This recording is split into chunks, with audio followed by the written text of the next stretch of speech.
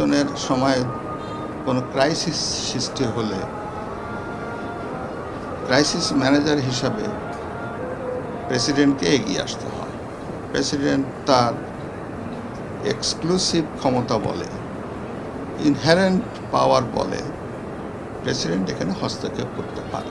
12 ফেব্রুয়ারি তারিখে যে সংসদ নির্বাচন তফসিল ঘোষণা করেছে, বৈধতা চ্যালেঞ্জ করে আমি আজকে রিট করেছি। অন্তর্বর্তীকালীন সরকারের মাধ্যমে নির্বাচন সংবিধানেও নাই, আরপিওতেও নাই। একমাত্র নির্বাচিত সরকার বা তত্ত্বাবধায়ক সরকার ব্যতীত সংসদ নির্বাচন পরিচালনা করতে পারে না। আগামী নির্বাচনকে অনেকটাই নিয়ন্ত্রণ করবে আওয়ামী লীগ।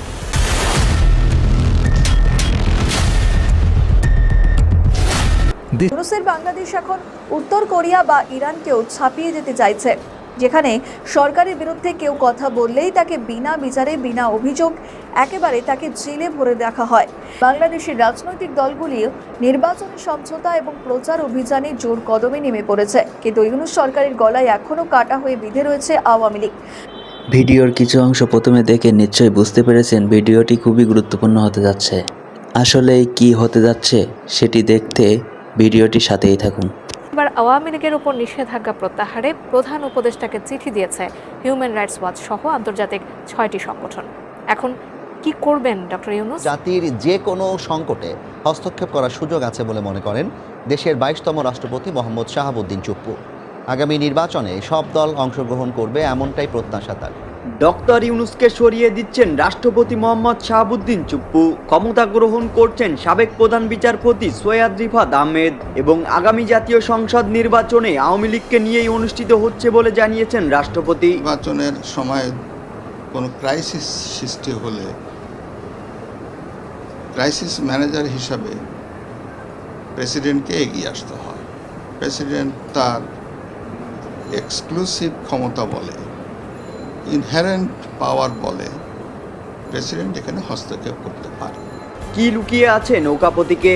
কিভাবে বারবার রাজনীতির মাঠে ফিরে আসে আওয়ামী লীগ? বহুবার নিষিদ্ধ হতে দেখা গেছে এই দলটিকে, কিন্তু অবাক করা বিষয় নির্যাতনের শিকার হওয়া সত্ত্বেও কোনো এক ঘুমন্ত শক্তি বলে বারবার রাজনীতিতে ফিরে আসে আওয়ামী লীগ। এতদিন আমরা বলেছি, এখন বিদেশিরা বলছে আওয়ামী লীগকে রাজনীতিতে ফিরতে দিন।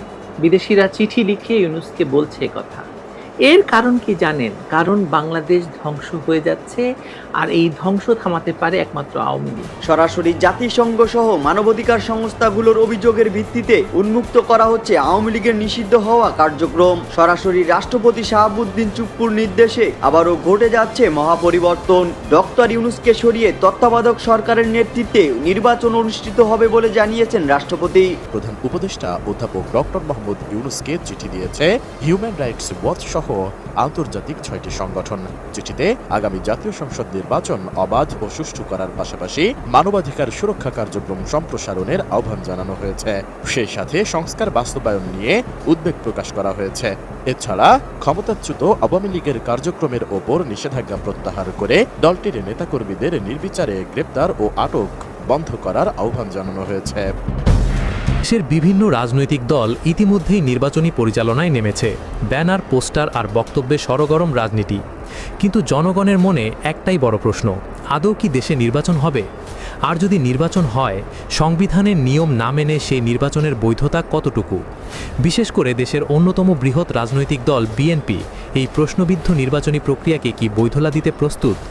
কারণ ইতিহাস সাক্ষ্য দেয়, যে রাজনৈতিক সংগঠন মুক্তিযুদ্ধের চেতনাকে ধারণ করে সেই সংগঠনকেই অবশ্যই দেশের সংবিধান মেনে চলতে হয়। কিন্তু বাংলাদেশের সংবিধানের কোথাও কি বলা আছে অন্তর্বর্তীকালীন সরকারের অধীনে স্থায়ী সরকার গঠন করা যাবে, অথবা একই দিনে গণভোট ও নির্বাচন অনুষ্ঠিত হতে পারে? আইন বিশেষজ্ঞদের মতে এই সব কিছুই সরাসরি সংবিধান বিরোধী। এই প্রসঙ্গে আদালত প্রাঙ্গণে আমরা কথা বলেছি একজন সিনিয়র আইনজীবীর সঙ্গে।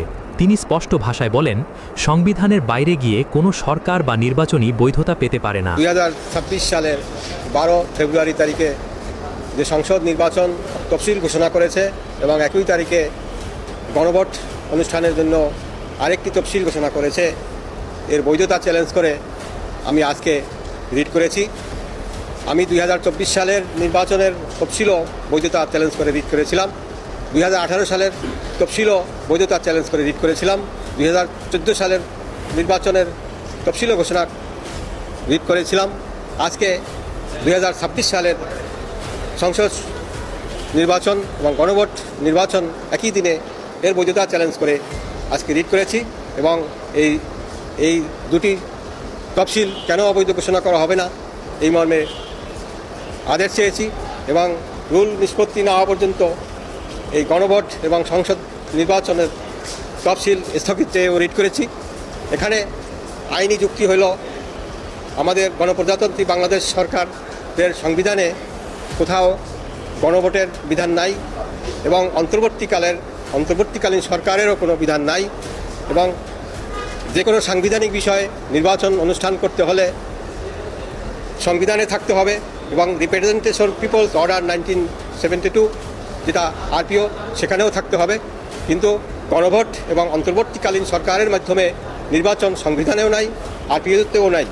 একমাত্র নির্বাচিত সরকার বা তত্ত্বাবধায়ক সরকার ব্যতীত সংসদ নির্বাচন পরিচালনা করতে পারে না। এদিকে রাষ্ট্রপতি মোহাম্মদ শাহাবুদ্দিন চুপ্পু বর্তমান নির্বাচন ও প্রশাসনিক কর্মকাণ্ড নিয়ে প্রকাশ্যে খুব একটা কথা না বললেও গণমাধ্যমের এক সাক্ষাৎকারে তিনি স্পষ্ট করে জানিয়েছিলেন, জনগণের সমর্থন ছাড়া কোনো ব্যক্তি বা সরকার বাংলাদেশের সংবিধান অনুযায়ী দায়িত্বে থাকতে পারে না।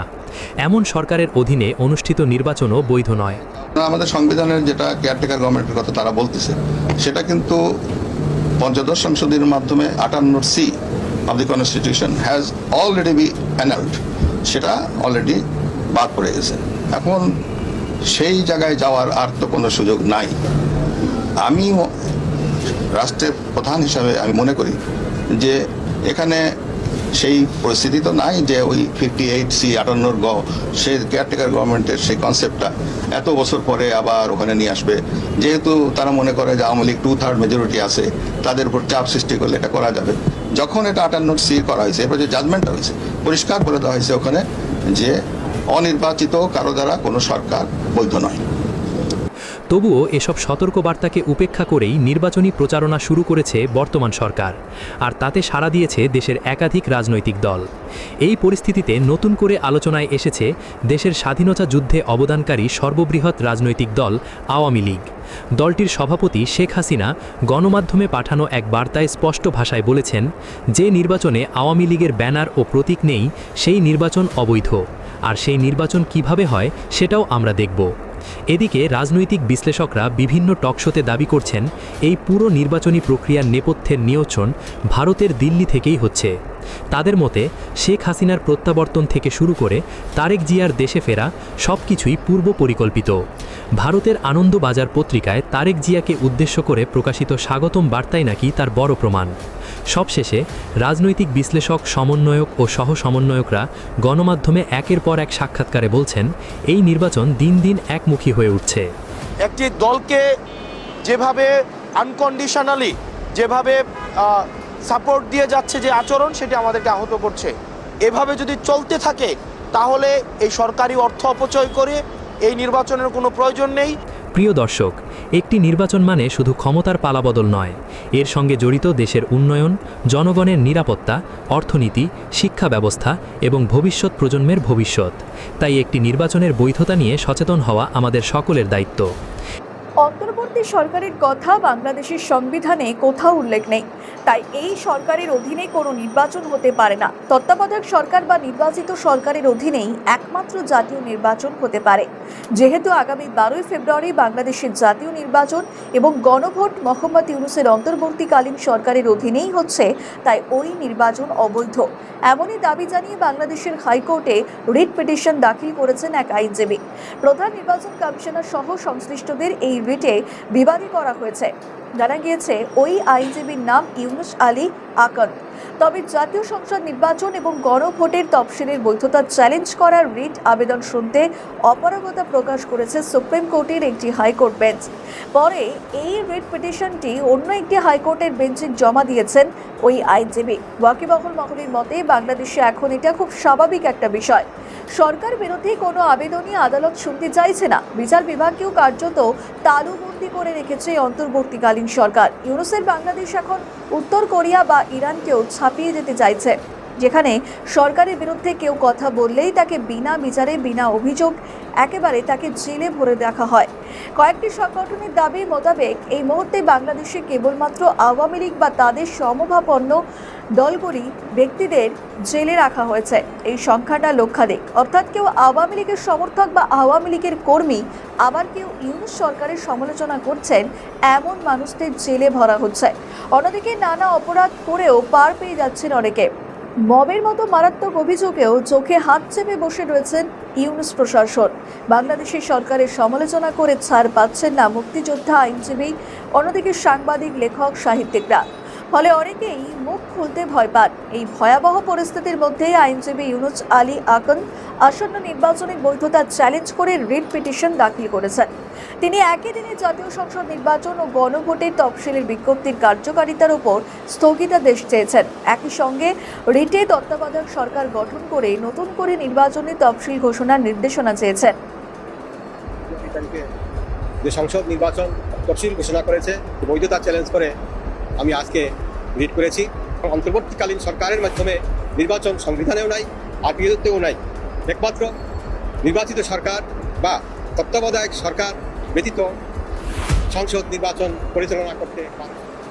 উল্লেখ্য, এর আগে বাংলাদেশের রাষ্ট্রপতি শাহাবুদ্দিন চুপ্পু প্রকাশ্যে কিছু না বললেও বর্তমান ইউনূস সরকারের বিরুদ্ধে আন্তর্জাতিক এক গণমাধ্যমকে দেওয়া সাক্ষাৎকারে সমালোচনা করেছিলেন। তিনি রয়টার্সকে এক সাক্ষাৎকারে বলেছিলেন, জনগণের সমর্থন ছাড়া কোনো ব্যক্তি বা সরকার বাংলাদেশের সংবিধান অনুযায়ী দায়িত্বে থাকতে পারে না।